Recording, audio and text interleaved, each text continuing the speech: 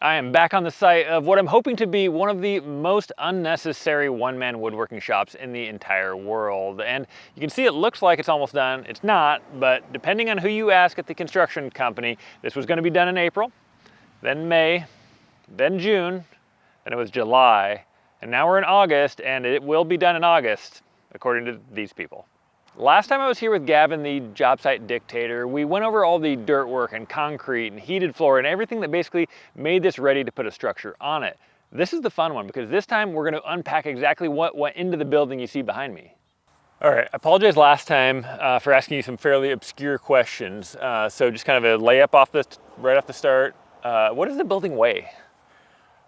Wow, that one's a hard one. I don't think that one's anywhere in the design calculations. I would have to guess 37 million pounds. 37 million pounds, okay. Last time we ended with the slab. We have the dirt, the slab, and I can't remember how much that cost. Maybe I'll put it on the screen if I can find that number. How much did it cost to get to this point with just the shell and the building, not the slab? So just the shell and the building package was, from what I looked into, was about 118,000. If you're just talking the shell. Like just the parts? Yeah, just the parts, nothing like change orders, nothing extra, about $240,000. So for assembled? For assembled, yeah. Okay, $240,000. Standing seam roof, do you know how much more that cost than the screw down that was the part of the original package? Yeah, so it depends on the square footage, who you shop around and get it from. But if you were to just buy that roof alone, you're redoing it 100 years down the road. At today's prices, it could go up to about $160,000. A regular roof. Like, do you know the upgrade cost then, like of not doing the other one and doing this one? Yeah, it's around $60,000. So at the high end, a regular roof can go 60 grand. If you're wondering why I would spend an extra $60,000 on a standing seam roof versus a screw down roof like the one I'm under here in the arena, it's not just because the standing seam looks better, although it does look significantly better than these roofs. The reason is basically the way the standing seam roof is designed. It overlaps on each other. It has no exposed fasteners. It's essentially leak-proof forever, where the one I'm in here, they intentionally put a hole in it every 24 inches, and it works okay for a couple months, even a year, but this one's maybe 10 years old, and if this was winter time, be about a 10% chance there'd be a little drip on me right now, and that's fine for an arena, but for a shop with a bunch of fancy, expensive cast iron tools, it's just not a good idea. If this was your building, would you have spent that 60 grand on the roof, or would you have kind of just like, well, definitely. Being in Oregon, especially for an open field like this, wind rating, the amount of water that you'll get on the size of a building like that, metal's the great idea. Standing seam metal versus the screw down. What happens? What's the problem with screw down ones? Penetration points. Is that going to make you giggle? Which, fortunately, we only have one with the erection company. What if? Yeah, I'm giggling internally for sure. Trying to stay away from the inappropriate wording last time. We're fully erect here. So anyway, you think 60 grand well spent on the standing seam? Yes. And this isn't just a salesman telling me I did a good job? I didn't sell you. I have no skin in this game. Great roof. They last on average 60 years plus. Mm-hmm. It'll be here after you die. Is that a threat? No. And wishful thinking. Long life. Gotcha.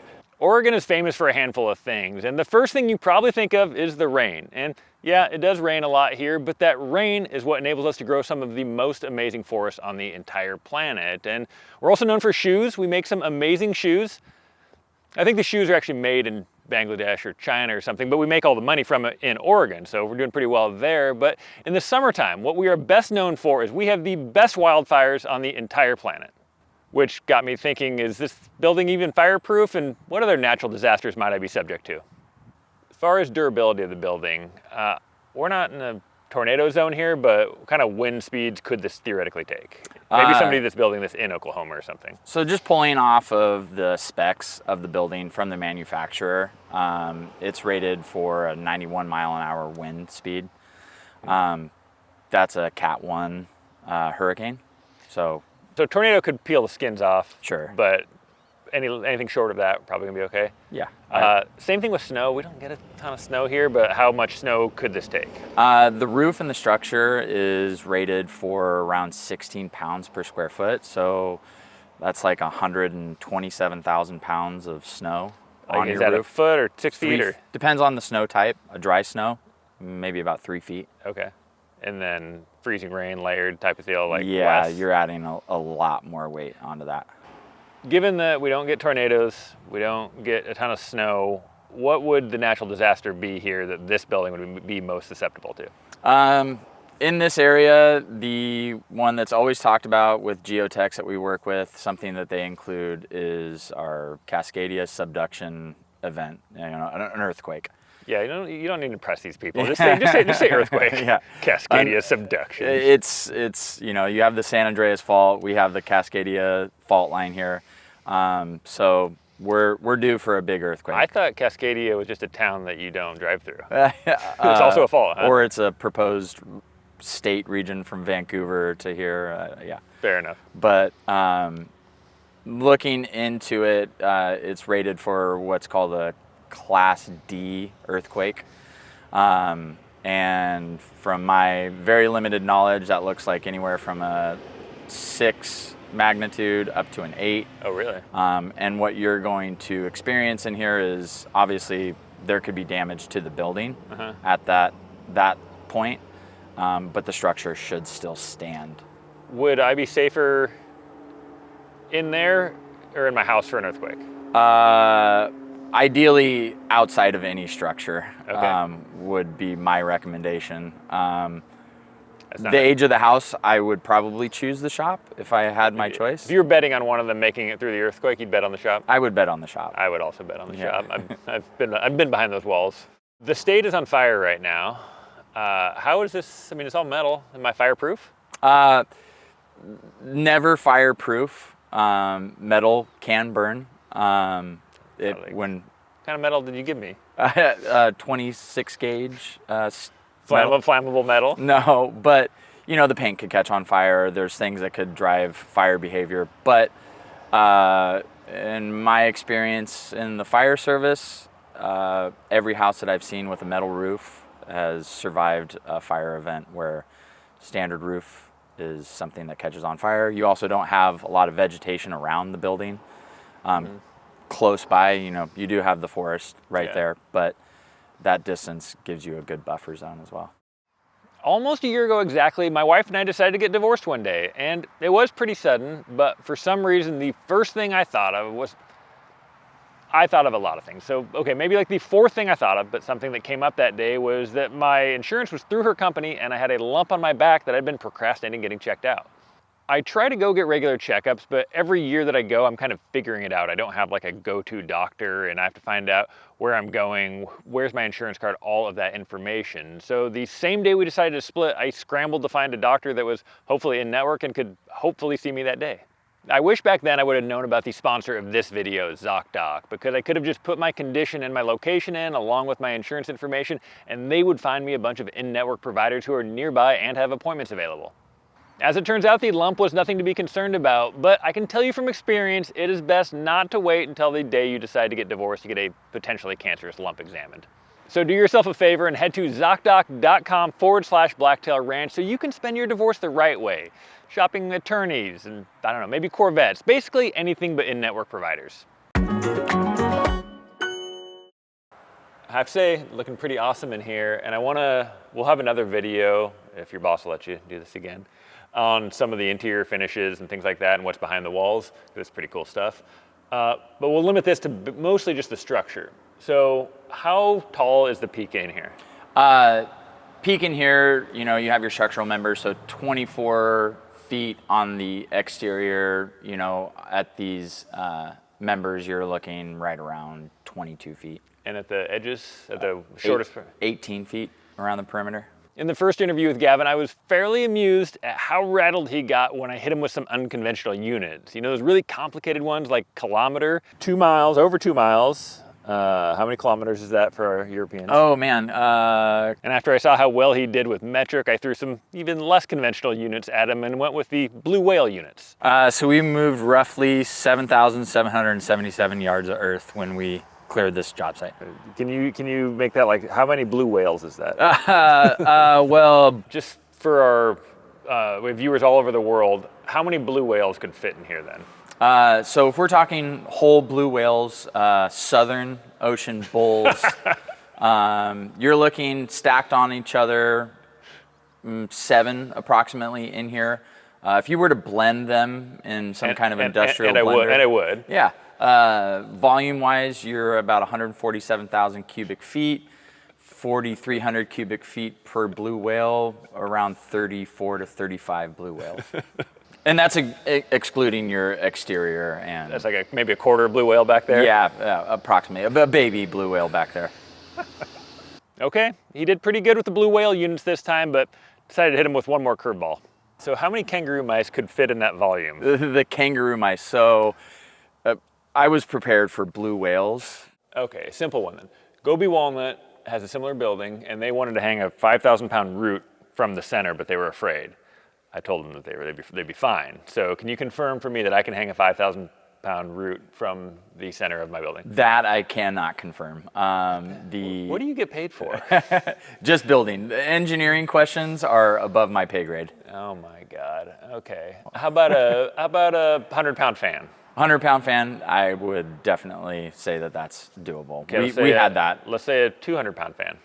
200-pound fan, I would say that that's probably okay. 205-pound fan. You're crossing the line there. Now I got to get an engineer? Yeah. All right, you saw through my trap. 6-inch slab, pretty heavy duty, right? Yes. Would you ever do a 4-inch in a place like this, or is 4-inch just like only residential? I would try to stick to 4-inch on a residential.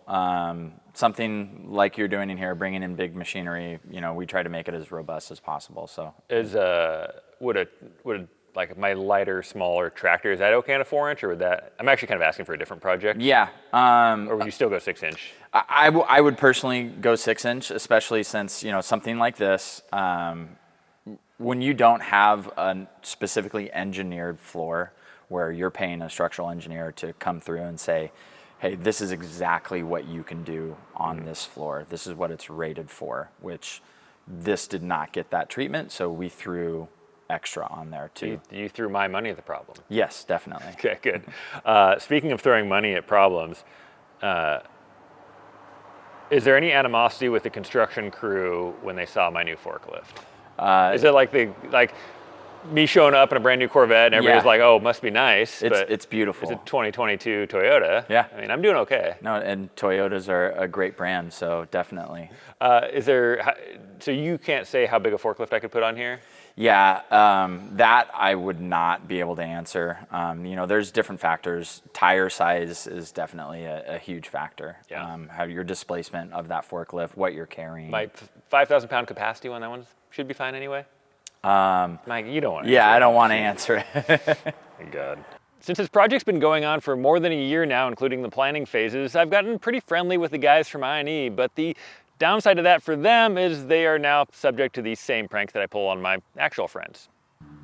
Which practical joke was best that we played on each other through the building process? So with the advent of AI, it's definitely something that I've incorporated into my tool bag. Your workflow. Practical jokes. I enjoyed the ones that you posted to Trophyman text thread about whether it be a crack in the slab or a gauge that was off.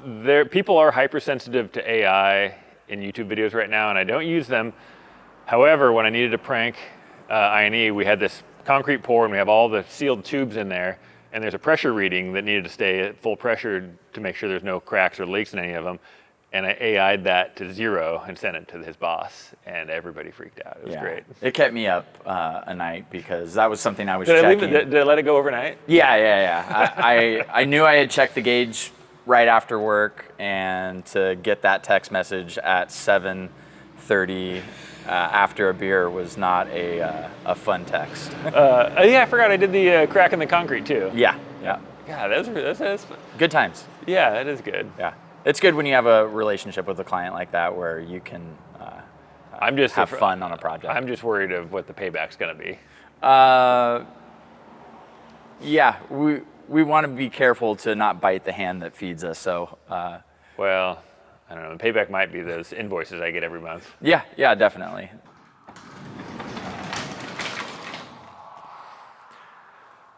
Now, technically speaking, this building that I'll be moving into will be the fourth studio in the iterations of Blacktail Studios, but weren't the first two technically garages? yeah, splitting hairs here. Blacktail Garage didn't sound that good. Anyway, this building is the fourth iteration of workshops that I have worked in as Blacktail Studio, but this lean-to section here is actually inspired from the very first garage. My very first workshop was in fact a garage, but it did have a really cool little lean-to shed that the previous owner had built onto the outside of it, and he held his air compressor in it because he was an auto mechanic, and I loved that because it kept the noise down. So I actually ended up putting my dust collector out there, and it was fantastic for keeping the noise down in the shop and the dust. I even brought that same design to my second studio where I built the same style of lean-to to keep everything outside, kind of enclosed in that building. The third studio didn't get that treatment because it was kind of temporary, but this one is going to be the greatest lean-to of them all.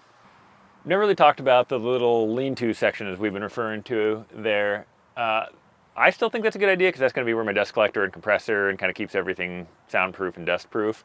I never really thought about what it cost. Do you have any idea what adding that on added to the total structure? So by the time I got to it, that was already in the plans and that they already had the concrete there. You know, if somebody wanted to come about and add something like that, well over $50, I would say. So you're going to have a lot of hardwood in there. I had a black eye for a week or so. Yeah, based on my very limited estimate.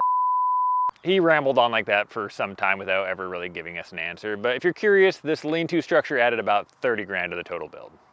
I've second guessed the colors a few times. What do you think? And yeah, we're just a couple guys talking here. This isn't company man talk. I like simple. You've got matching buildings, blacktail, black roof. I think it's great. The white walls. Yeah, I really like clean looks personally. You know, you may run into some dust issues, but Functionally, is the black too hot? Is the white too bright? Well, if you were looking for some kind of energy efficiency, a white roof is going to push back most of your heat and your UV.